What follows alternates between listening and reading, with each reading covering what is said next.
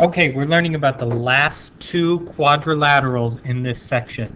Now these quadrilaterals are on their own because they are not, I will repeat, they are not parallelograms. So every quadrilateral that we've learned about so far, the special quadrilaterals, are all parallelograms. So parallelograms themselves, rhombi, rectangles, squares, all of those are parallelograms.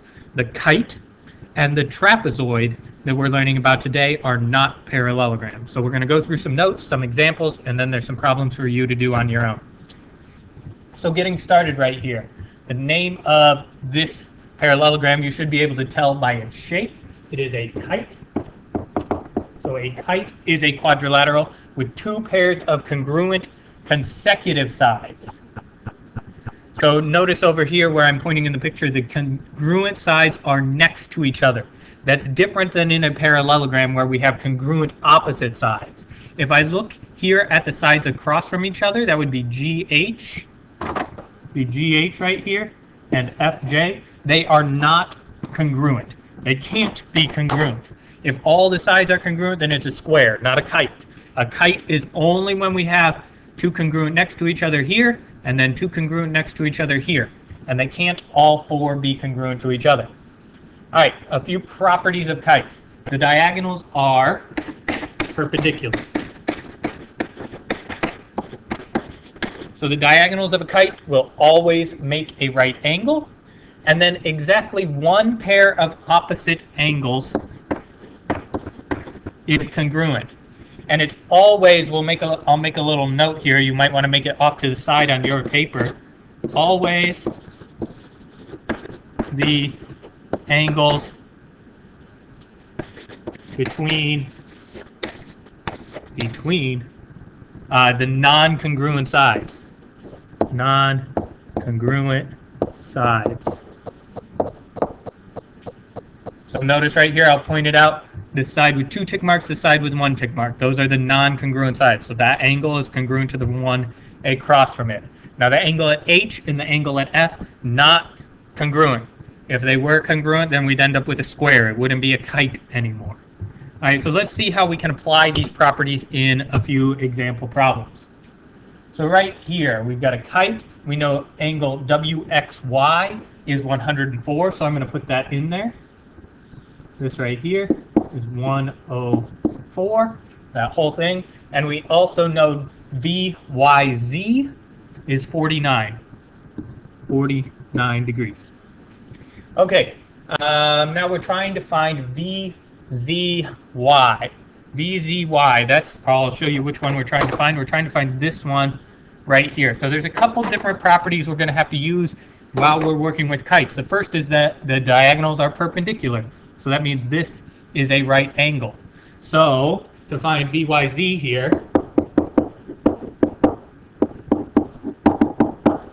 I add up, I'm working in this triangle right here, and I'm trying to find the missing angle. Since I know I have a 49, a 90, and the angle that I'm trying to solve for, I can get that that one has to be 51 degrees.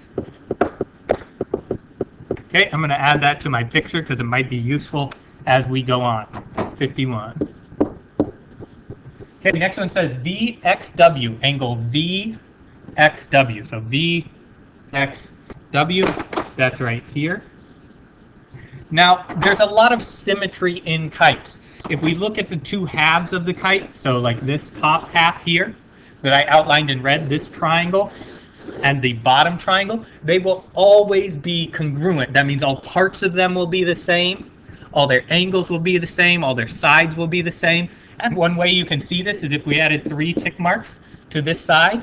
Notice this top triangle, we've got 1 tick mark, 2 tick marks, 3 tick marks along the sides. The same thing on the bottom, so the two triangles are congruent by side, side, side.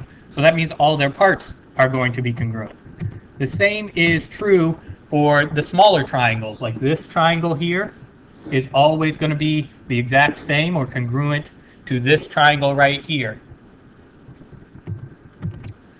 So how does that help us? How does that help us? That helps us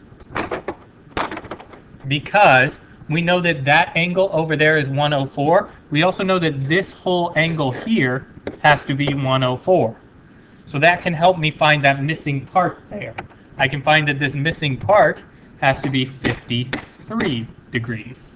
So that both of those angles are 104. And then that's going to get mirrored on the other side. So that means over here, I will have 53 degrees and 51 degrees. So 53 degrees there. All right, and finally, angle XWZ. So XWZ, that's this angle right here, the whole thing. Now, sometimes there's many ways to do this. One of the things to keep in mind is that in a kite,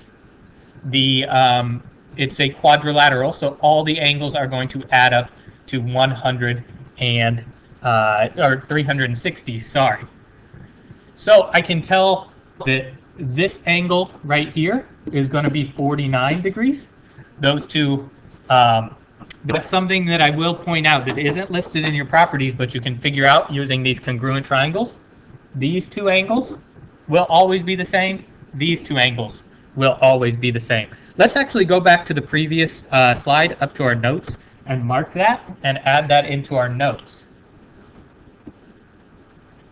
So I'm going to go back to this first one where I have the diagonals drawn in, and I'm going to mark that and that are congruent, and this are congruent, and I'm going to make a little note below, and I'm going to say the diagonals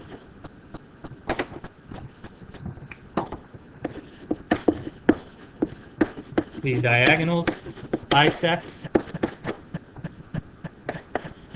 the angles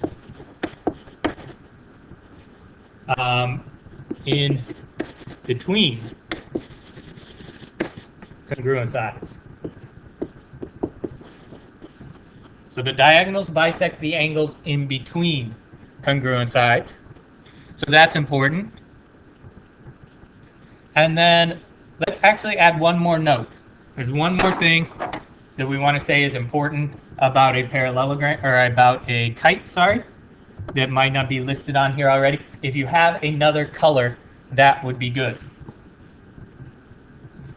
So in one of the diagonals gets bisected. So it's this diagonal right here. So those two parts of that diagonal are going to be congruent. So let's make another note here. If you want to use a different color or a different number of stars, that would be good. So the diagonal, which diagonal is it? It's the one that connects the congruent angles. The diagonal connecting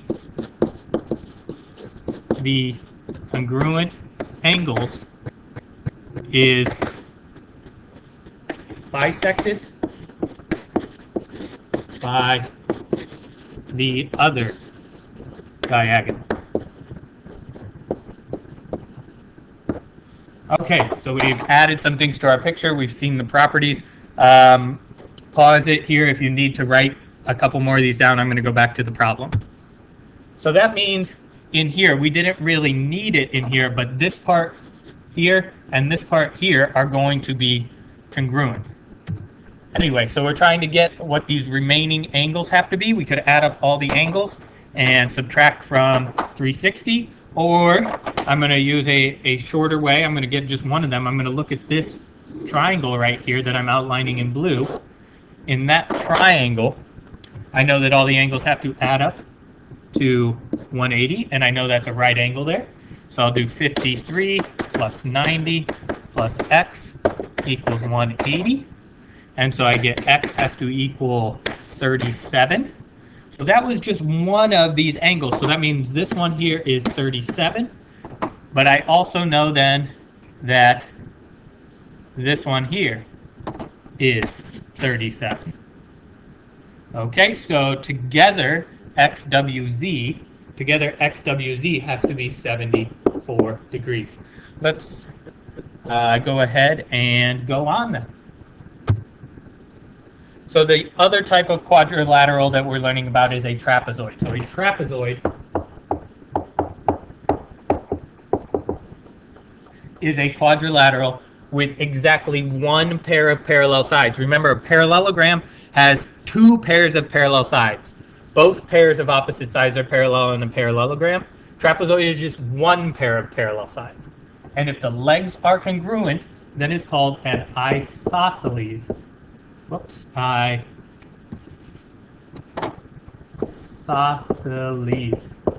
Isosceles. I-S-O-S-C-E-L-E-S.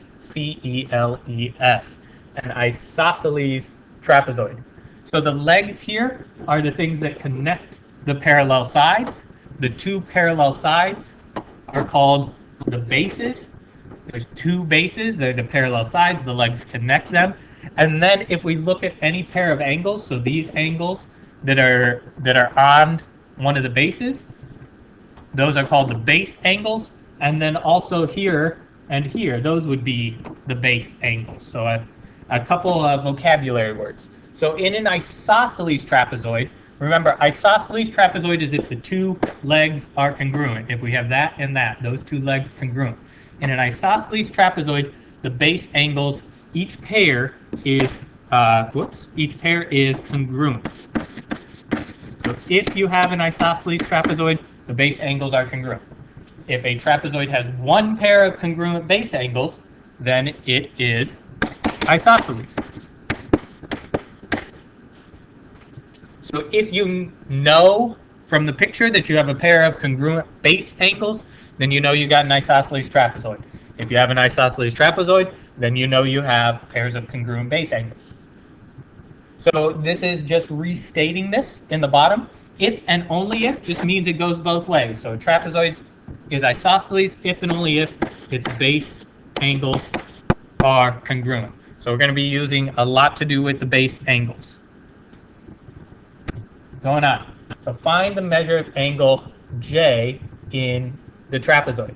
So I do want to point out one thing. I'm going to go back to our notes before we go on, and I want to add something here up in the notes. So let's call this angle here. Let me see if I can get it in. There. And I'll get that a little more exact. So the angles along a leg,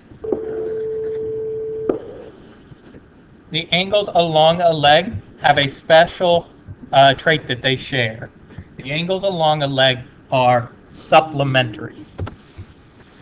So supplementary means they add up to 180. So these two angles here always add to 180, or always supplementary. And the same will be true along the other leg. The two angles there will always add up to 180. Let's look at a few problems.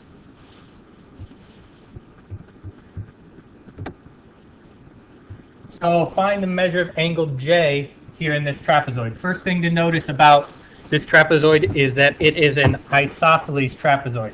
So that means that both pairs of base angles have to be congruent. And by the way, I can tell it's isosceles because it has the two legs here and here marked congruent. And it's a trapezoid because it has exactly one pair of parallel sides.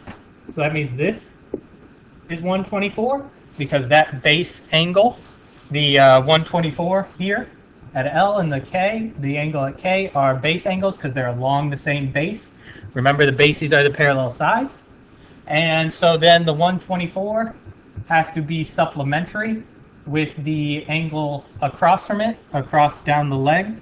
So each of these has to be 56 degrees, 56 degrees. So measure of angle J equals 56 degrees. All right, in this trapezoid, find segment AG. Now this is an isosceles trapezoid. So I'm going to write a real quick note here.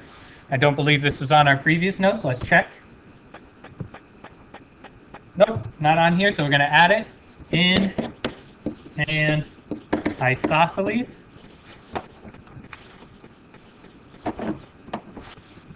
In an isosceles trapezoid, the diagonals are congruent. So the two diagonals have to be congruent in this isosceles trapezoid. So we know F through H here is 9. We know that whole thing is 9. We know we have the 6.2 already for E through A. Right there. So we just have to figure out A through G, and we just subtract from 9 to get AG equals 2.8. All right, let's go on to the next section of notes. Okay, the trapezoid mid-segment theorem. This is a mid-segment. Sometimes it's also called a median. The mid-segment. It's the same idea as in a triangle. The mid-segment of a trapezoid is the segment whose endpoints are the midpoints of the legs. So look over here. Here's the leg, here's the leg. Remember, the legs are the not parallel sides.